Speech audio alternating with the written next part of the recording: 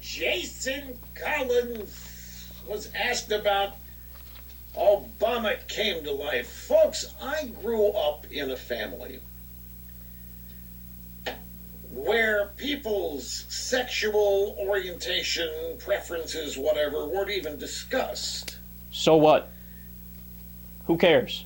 Why can't everybody just, put your sexual preferences on Facebook and call it a day? What do we need to stop everything and have a national day of celebration or mourning, depending on your point of view, recognition or whatever about this? And this tolerance, only goes one way. So, person X of some national stature announces his sexual orientation is gay, and applause, great day for America, we're really taking giant leaps ahead. If anybody says, I'm not big on that, you bigot, you racist, you extremist, you homophobe, there is no tolerance at all here. Not only do these people have to publicly announce, and everybody else has to applaud and accept it. My point the other day about how it's only us conservatives who are divisive. We stop there. I think you get the gist of what he's saying. So notice a few things there. Number one, he starts off the clip, well, when I was growing up, what happened was this. That's nice, Rush, but why does everybody's personal experience have to be exactly like yours? Look, it goes back to the same thing we talk about every single day. They are ethnocentric, they are egocentric, and they are narcissistic.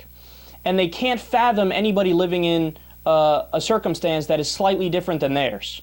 A friend of mine told me a great story about when he traveled to the Dominican Republic with his brother. They would look out, they'd be driving around, they'd look out front, and they would see the same people sitting on their porch every single day looking out, right? And my friend said, hey, that's weird, like that's how they spend their whole lives, looking out, like just sitting on their porch? And his brother said something I think is pretty profound. He said, yeah, but you think they don't look at us and say, look at these guys, all they're doing is running around like little fleas or animals their entire lives at 110 miles per hour, never stopping to smell the roses. Next thing you know, they're dead. You think they don't look at us like we're weird?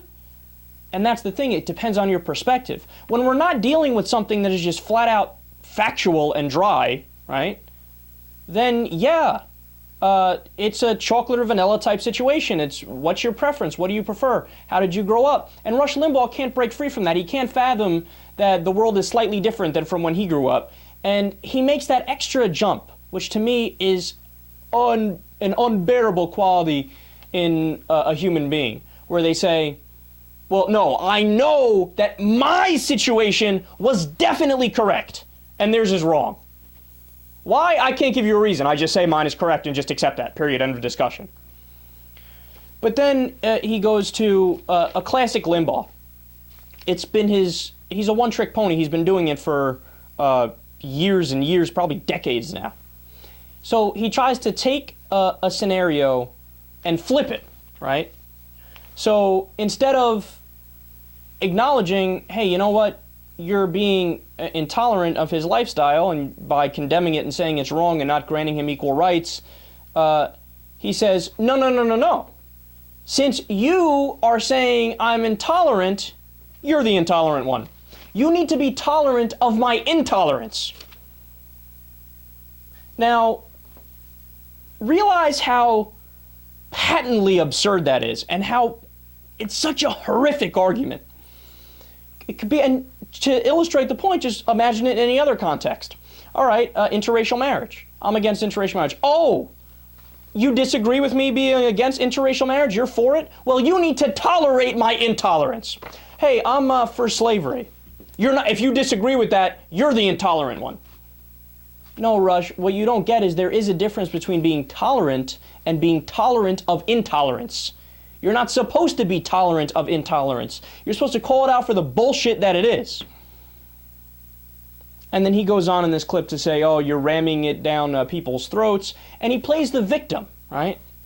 He says, oh, Jason Collins, he's the one with all the power. He's the one who's getting all the praise. He's ramming it down people's throats. I don't want to hear about it. I don't care about it. All right, so don't listen. Turn off the TV. What do you want me to say? You're not the victim here, buddy.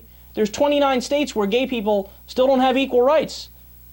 More than that in terms of marriage. They don't have marriage rights in more states than that. But 29 states where a restaurant can say, I don't want to serve you, you're gay. Or you can't work for me, you're gay. And it's perfectly legal, right?